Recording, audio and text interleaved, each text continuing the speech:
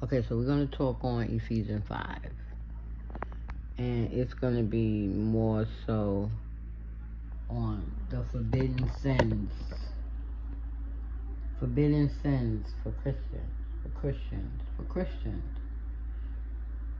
No, this ain't happening.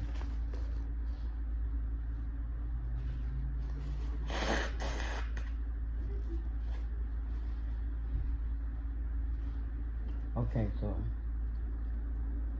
I hope everybody can hear me.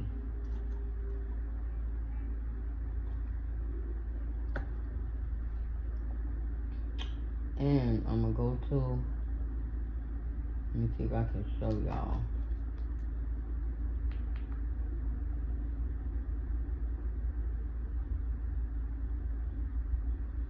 Okay, so we're going to be opening up 2 Bibles. Let me see if it's, okay.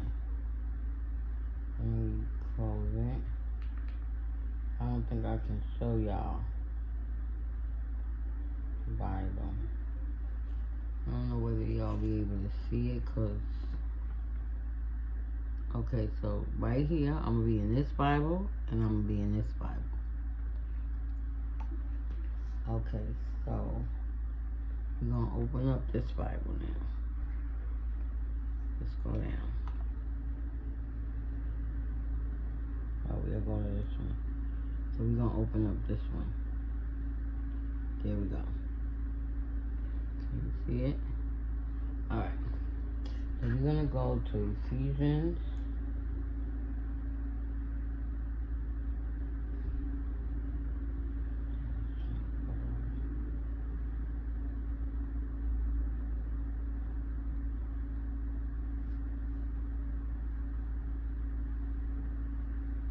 Okay.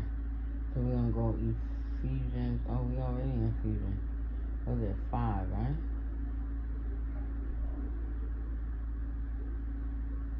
Okay. So we got, I don't know whether y'all can see, right down here is the message. And over here, I don't know whether y'all can see it, because it's kind of shiny, but it's 2 windows. So, one of them is a strong concordance with King James Version, and the one on this side is the message. So, it reads as follows: Be ye therefore followers of God, as dear children. 2 is, and walk in love, as Christ also hath loved us, and hath given himself for us, an offering and a sacrifice to God, for a sweet-smelling savor. Right? We're going to get a little closer.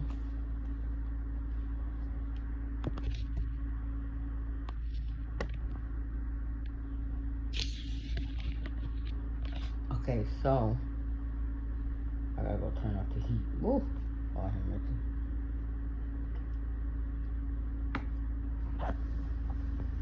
So now, let's read the message. The message says, for 1 and 2, watch what God does, and then you do it. Like children who learn proper behavior from their parents. Mostly what God does is love you. Keep company with him and learn a life of love. Observe how Christ loved us. His love was not cautious, but extravagant. He didn't love in order to get something from us, but to give everything of himself to us. Love like that. Okay, so let's talk a little bit about love. Just a little bit. Let me take off this display.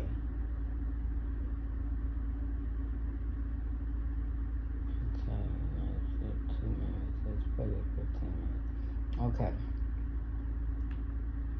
So now let's just a little bit. I'm not gonna go too much. Okay.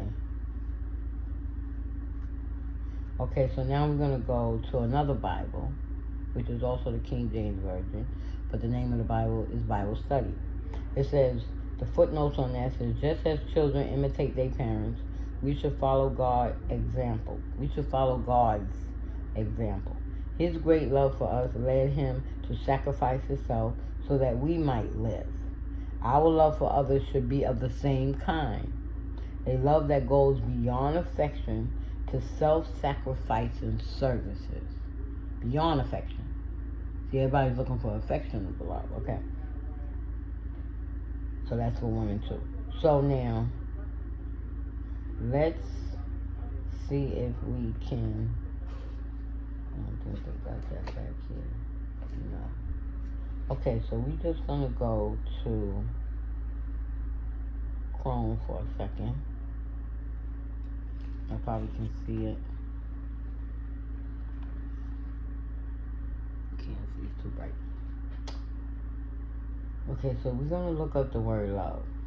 All right, we're gonna go with love. Let's see what love says.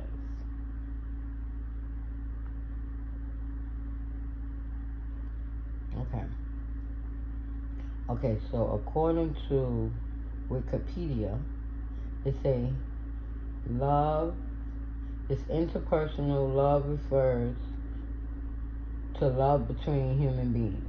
It is a much more poignant sentiment than a simple liking for a person.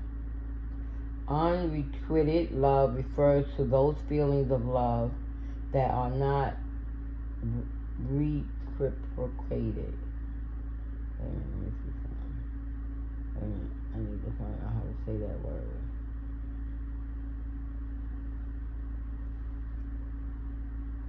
Let me see if it tells me. Okay, so reciprocate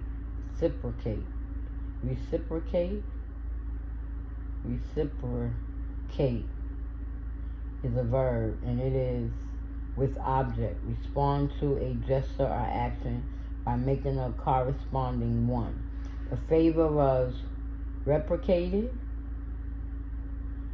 No object. Perhaps I was expected to replicate with some remark of my own.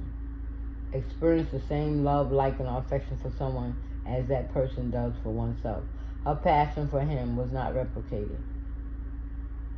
Do the same. I was happy to replicate. Do the same and respond. In return, respond in kind. Return the favor. Oh, okay. To return in kind. Okay, so replicate is... Okay, so what they say? They say unrequited love refers to those feelings of love that are not replicated. Interpersonal love is most closely associated with interpersonal relationships. Such love might exist between family members. Okay, that's Wikipedia. Love definition by Merriam-Webster. I wonder if that's the person. It says it's a noun. Mr. Brown seems to imply that when he retired, he relinquished her love as casually as he dispensed with her secretarial services. Okay, it's not open. A profoundly tender, passionate affection for another person. Now you notice there's no action. And you get all these definitions going on. You don't see action in it. And say interpersonal love refers between human beings. A more potent sentiment than a simple liking for a person. There we go. So that's why it's important for us to have God's love and to love like God, because it is beyond liking. Because if love is being geared around liking the person. So if I like the person, then I'm going to show them love. If I like the person, then I'm going to love them. Boyfriend, girlfriend, if I like her, then I'm going to show it. If I don't like her, then I'm not going to show it. Because people have got into their heads that love is geared around an action. Now you have to understand that if we go to St. John's 3:16, right?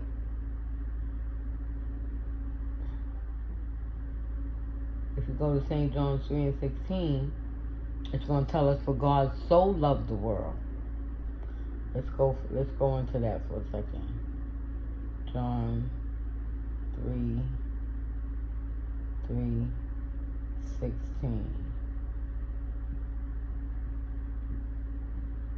Okay, so it tells us, for God so loved the world that he gave his only begotten Son, that whosoever believeth in him should not perish, but have everlasting life. Now, before I read the Message outlook, I'm going to give my outlook on this verse. We're still talking about love, but the topic, the theme of my study is going to be about the sins that saved folks shouldn't be doing. Okay?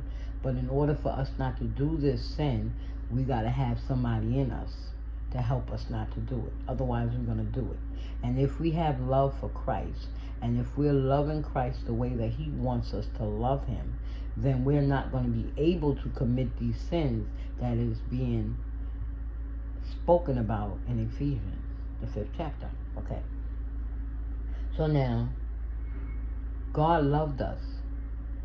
He already generated a love for us. You see what I'm saying? He didn't make no world. The world was already made. My mistake. The world was already made already. Right?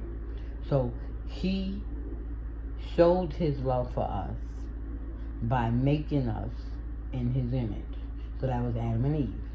Right? Because they was the first human beings. Not even spiritual. Transferred over into human beings that was made in God's image. So therefore, that gives us an idea of how God looks. You see what I'm saying? Because if we are supposed to be representing God, then we are supposed to look like him. Right? So now, because we don't know what he looked like, that's why he said for us to dress in modest apparel. So when people start emphasizing how you're supposed to be dressed, they don't have the right to say that, because the Bible tells us how to dress. It tells us to dress in modest apparel. So we're not supposed to push our clothing on anybody. Now, I don't want nobody to hear this video. I see this video come to a conclusion that I'm going against what I was taught, because I'm not going against what I was taught. I have a better outlook on what was being taught, because at the time it was being taught, we was taking it at face value, because we didn't really understand what it was that Bishop Mingo was telling us and what it was that Mother Wilson was telling me. So she said, your dress has got to be here, you got to wear a hat on your head, etc. Me as a child, I had a hat on my head. Yeah. I wore a hat. There's this hat that was out back in the days. They wear them as for style, as a fashion statement now.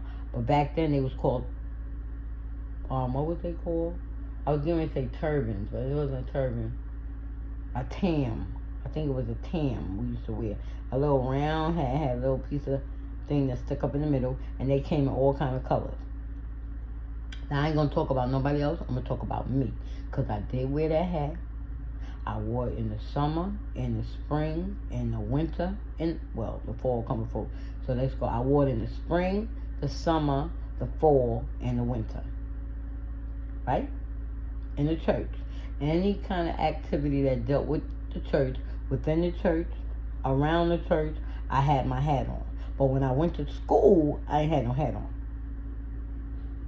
You see what I'm saying? I didn't wear no hat. My grandmother did not fix my hair up so nice and then threw this tam on my head and told me I better wear it. No. That's why I say things that was told to us to do, right? Okay. Yes.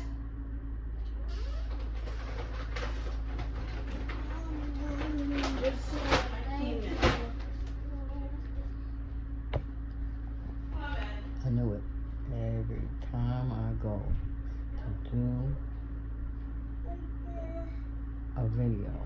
Somebody coming, so I'm gonna have to come back to that. Mama, Yes. can I have it? Can I have it, please?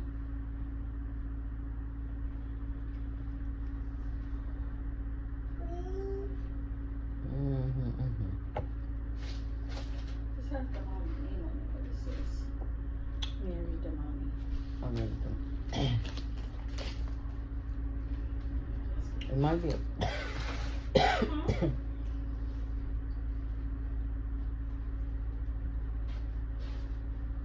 Oh, this ain't us. No? I don't think so. That's not Damani, right? That's somebody's name, Mary something. But it say 1A. I don't want to be over there. Just look like a picture. Let me go to Mary.